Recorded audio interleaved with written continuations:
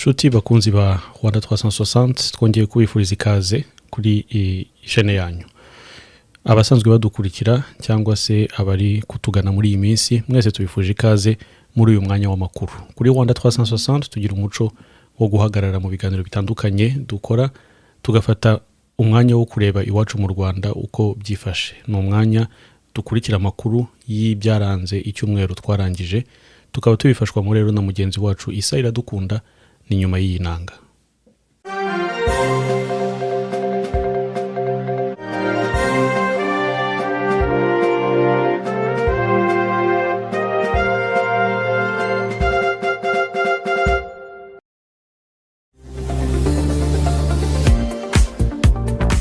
Urakoze cyane Ivan, reka amakuru yacu reka tuyahere ku ruzinduko rwa nyakubahwa perezida wa Repubulika y'u Rwanda aho yageze i Doha muri Qatar. Ni mu ruzinduko rw'akazi ubwo yarageze ku kibuga cy'indege mpuzamahanga cya Doha, yakiriwe na Minisitiri w'Ububanyi n'Amahanga wa Qatar Mohammed bin Abdulaziz bin Saleh Al Ulaif hamwe na ambasaderi w'u Rwanda muri Qatar Igor Marara Kainamura. U Rwanda na Qatar bisanzwe bifitanye umubano ukomeye mu nzego zirimo ubwikorezi bwo mu kirere, umutekano, ishoramari no koroshya ingendo hagati y'ibihugu byombi. Ibihugu byombi kandi bifite imishinga minini ihuriyeho, harimo nko kubaka ikibuga cy'indege cya Kigali cyubakwa i Bugesera ndetse n'ibindi. Muri uru ruzinduko rw'akazi rw'umunsi umwe, Perezida Kagame igiranye ibiganiro na Sheikh Tamim bin Hamad Al Thani, umuyobozi w'ikirenga uzwi nka Amir wa Qatar. Perezida Kagame yakiriwe mu biro by'umuyobozi w'ikirenga wa Qatar bizwi nka Amir Dewan, aho abayobozi bombi baganiriye ku mubano ukomeye ushingiye ku buvandimwe usanzwe uri hagati y'ibihugu byombi. Ibi biganiro byabo byibanze kandi ku gukomeza guteza imbere ubufatanye mu nzego zitandukanye zirimo ubucuruzi, ishoramari, ubwikorezi bwo mu kirere ndetse n'izindi nzego zifitiye inyungu ibihugu byombi akamaro. Abayobozi bombi banunguranye ibitekerezo ku bibazo by'akarere ndetse n'ibireba urwego mpuzamahanga muri rusange, aho bagaragaje ko bahuriye ku cyerekezo cyo gukomeza guteza imbere amahoro n'umutekano ku isi. Perezida Kagame yanashimangiye ko u Rwanda rukomeje gushyigikira abaturage ba Qatar, anagaragaza ubushake bwo kurushaho gukomeza umubano n'ubufatanye hagati y'ibihugu byombi. Uru ruzinduko rwa nyakubahwa perezida wa Repubulika Paul Kagame yagiriye i Doha kuri iki cyumweru ruragaragaza umubano mwiza ufitanye na Qatar ko ugenda urushaho kwaguka hagati y'u Rwanda na Qatar, cyane cyane ku bijyanye n'iterambere rirambye n'ubukungu. Amakuru yacu yakomereje mu Rwanda. N'ubundi u Rwanda rugiye gutangira gushyira mu bikorwa imishinga y'ikoreshwa rya nucleaire. Wera kuri uyu wa mbere w'iki cyumweru mu Rwanda hateraniye inama nyafurika yiga ku mikoreshereze y'ingufu za nucleaire izwi nka Nuclear Energy Innovation Summit for Africa mu magambo y'impine izwi nka NEISA. Iganirwamo uburyo izo ngufu zakemura ibibazo by'amashanyarazi ku mugabane wa Afurika. Ni inama y'iminsi ine ihurije hamwe abayobozi b'ibihugu, aba guverinoma, abaminisitiri b'ibikorwa remezo n'ingufu, abafata ibyemezo, abashoramari, abahanga mu bya nucleaire ndetse n'ibigo by'imari n'abafatanyabikorwa mu rwego rw'ingufu.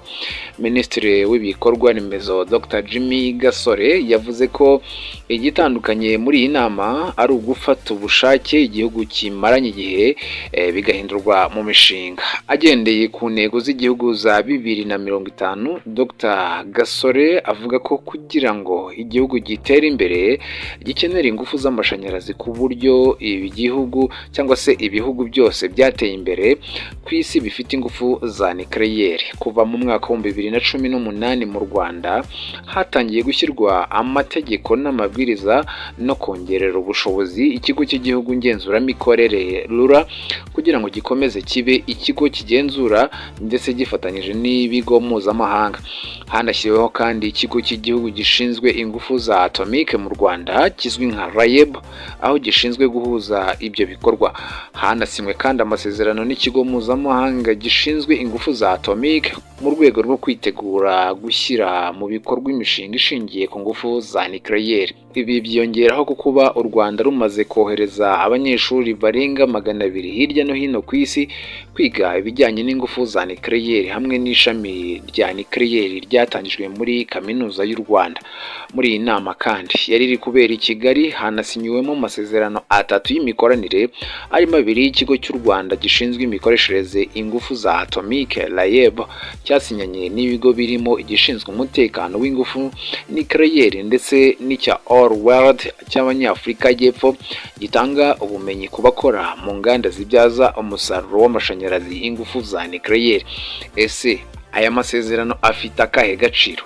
Dr. Ndahayo Fidel, umuyobozi mukuru wa RAEB, arabisobanura. Aya masezerano rero afite agaciro kanini cyane kuko iyo ugiye gutangira gukoresha ingufu za nucleaire, ikintu cya mbere kiza mu bantu no kuvuga ngo umutekano w'ibyo bintu urizewe.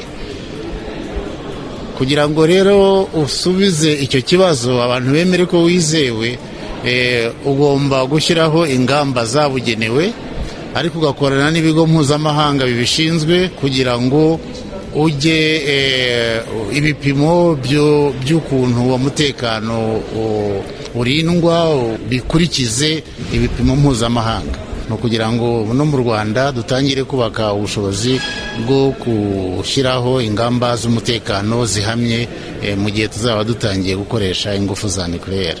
Andi masezerano tumaze gusinya tuyasinye n'ikigo cyigisha, umuntu yavuga ko ari aba batekinisiye ariko atari aba kaminuza, abo twita artisan technicians mu nzego zose, kuko mu Rwanda ntago dufite ibigo nk'ibi ngibi tuvuge ngo urashaka umuntu usudira ngo uzamubone afite professional certificate kuko azi gusudira.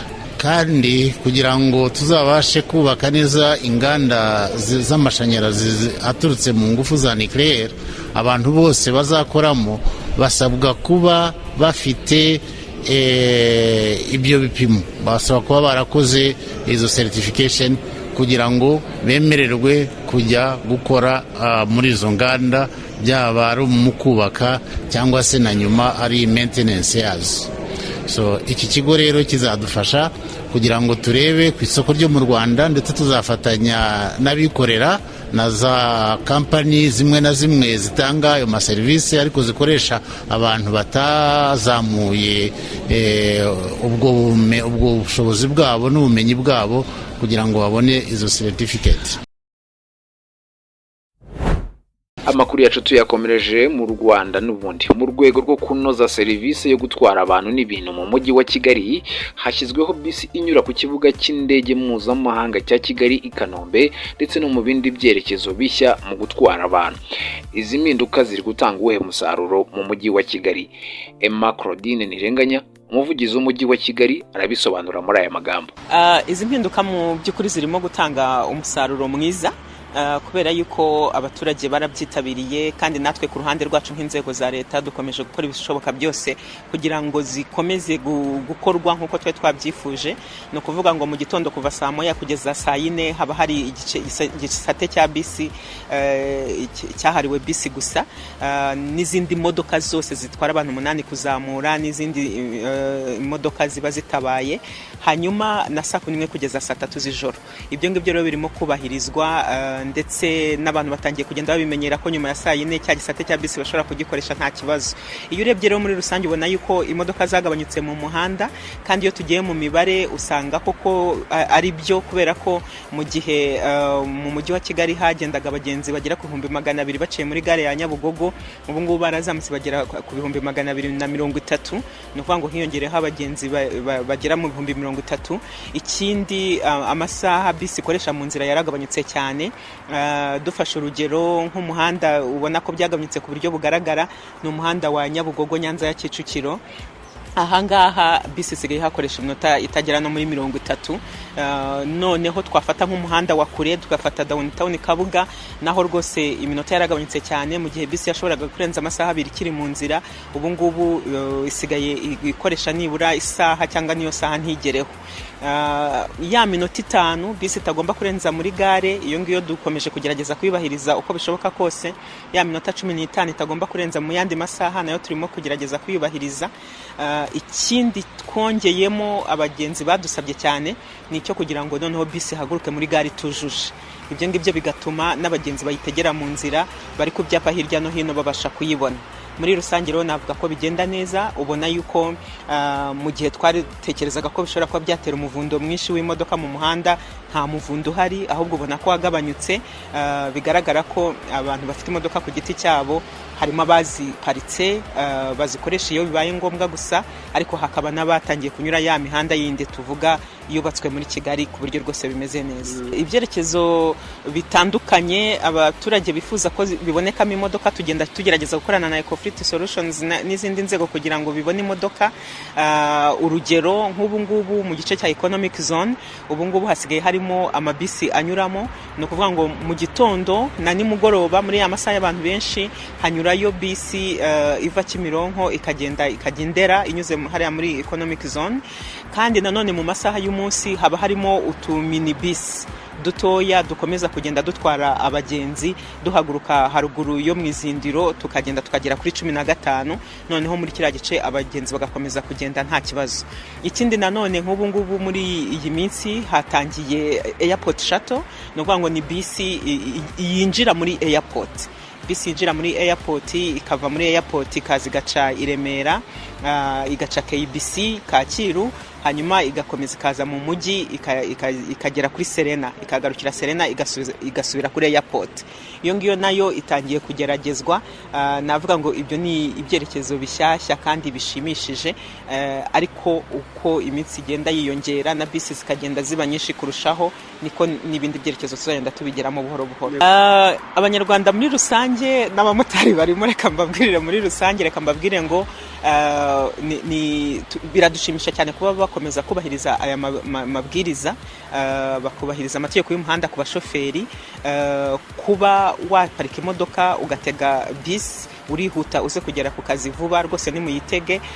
Nawe utabitekerezaga reka nkubwire ngo ushatse wabitekereza nta kibazo, imodoka yawe ukayikoresha gusa, ariko bibaye ngombwa ugiye kujya mu bindi byerekezo bidacamo bisi. Ibyo ngibyo nibyo bizatuma ya minota ya bisi ikomeza kugabanyuka cyane, kuko n'ahandi hatari ibisate bya bisi imodoka zizaba zakomeje kuba nke, bitume dukomeza kubungabunga ububiko bw'ibikomoka kuri peteroli igihugu gifite, ariko nanone tugabanye bya byuka bihumanya ikirere. Ni ibintu bikomeye cyane. Abamotari rero bo ku giti cyabo reka mbibutse ngo ni byiza, mwarakoze cyane kuba mukomeza kubahiriza igisate cya bisi, ariko ntabwo murabikora neza cyane. Mubishyiremo ingufu, mubyumve, mumenye ko mu masaha yahariwe igisate cya bisi mutagomba gukoresha kiriya gisate namwe, ariko kandi ko biboroheye kuba mwakoresha indi mihanda myinshi itandukanye yubatswe hirya no hino muri Kigali kurusha kujya kubyigana n'izindi modoka, kandi turabizeye n'ubundi musanzwe muyizi kandi musanzwe mubikora. Ni byiza cyane.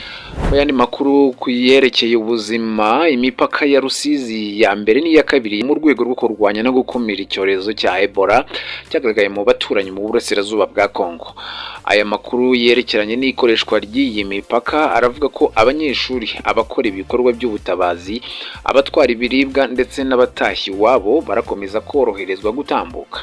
Abaturage barasabwa gukomeza kubahiriza ingamba zo kwirinda, harimo gukaraba intoki n'amazi meza n'isabune, kwirinda gusuhuzanya n'intoki, kwirinda ingendo zitari ngombwa cyane cyane ahagaragaye icyorezo cya Ebola, kwihutira kujya kwa muganga mu gihe umuntu agaragaje ibimenyetso birimo umuriro mwinshi, kuribwa mu ngingo, kuva amaraso n'ibindi. Minisiteri y'Ubuzima mu Rwanda ku mugoroba wo ku Cyumweru yatangaje ko nubwo ingamba zo kwirinda zakajijwe mu Rwanda, nta murwayi wa Ebola wari wahaboneka. Mu nkuru z'ubutabera, DJ Toxic yasubijwe mu igorero rya Nyarugenge nyuma y'iminsi 18 asohotse mu igorero rya Nyarugenge imageragere. DJ Toxic yongeye gusubizwayo ku itariki 22 Gicurasi uyu mwaka. Iyi tariki n'ubundi urukiko rwisumbuye rwa Nyarugenge rwakatiye Shema Arno wamamaye mu kuvanga imiziki azwi ku izina nka DJ Toxic igifungo cy'umwaka n'amezi 6 no kwishyura ihazabu ya $1,50,000 by'amafaranga y'u Rwanda. Ni nyuma yo guhamwa n'ibyaha byose yashinjwaga. Ibyaha DJ Toxic yarakurikiranweho birimo icy'ubwicanyi budaturutse ku bushake, gukora ibikorwa byerekeye ibiyobyabwenge cyangwa se urusobe rw'imiti rukora nkabyo, guhunga umaze gukora icyaha, guteza impanuka n'icyaha cyo kwanga gupimishwa icyuma gipima alcohol. Ibi byaha bifitanye isano n'impanuka DJ Toxic yakoreye mu karere ka Nyarugenge mu rukerero ku itariki 20 Ukuboza mu mwaka wa 2025. Iyi mpanuka yaguyemo umupolisi. Urugo rwe rwa DJ Toxic rwanasanzwemo urumogi ubwo hakorerwaga iperereza.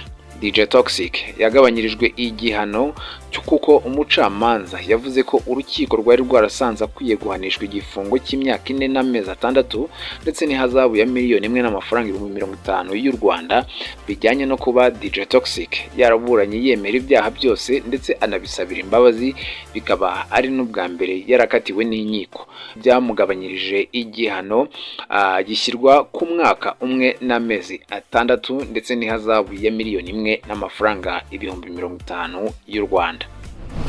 Mu nkuru zagarutsweho cyane muri iki cyumweru dusoza, mu nkuru z'imikino, reka tugaruke kuri ekipe ya APR FC yegukanye igikombe cy'amahoro 2026 itsinze Rayon Sport. Kuri uyu wa gatandatu ekipe ya APR FC yegukanye igikombe cy'amahoro 2026 itsinze Rayon Sport ku mukino wa nyuma penalty 4-2 nyuma yo kunganya igitego 1-1 mu minota 90. Mu yandi makuru mu bigendanye n'imikino, witwa Kabera Gasale Salmo yabaye umunyarwanda wa mbere uhagarariye u Rwanda muri FIA Karting European Championship kubera ko niwe munyarwanda rukumbi uri muri aya marushanwa. Iri ni rimwe mu marushanwa yo gusiganwa mu modoka ategurwa n'ishyirahamwe ry'imikino yo gusiganwa mu modoka izwi ku isi nka FIA. Iri kaba ryari isiganwa riri ku ngengabihe y'umwaka wa 2026.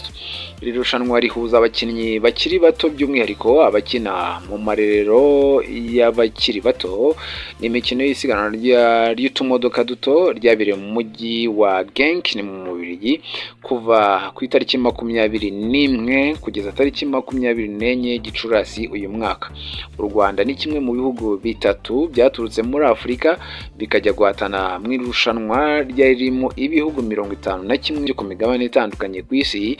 Witwa Kabera Gasare Salomon wahize abandi bana mu marushanwa ya karting mu Rwanda. Ni ku nshuro ya mbere yari yitabiriye ndetse ari nayo ku nshuro ya mbere u Rwanda rwitabiriye iyi mikino. Reka tubashimira abadukurikira umunsi ku wundi kandi mudahwema kuduha ibitekerezo n'ingenzi. Ivan, reka ushimire mwasubirana ijambo.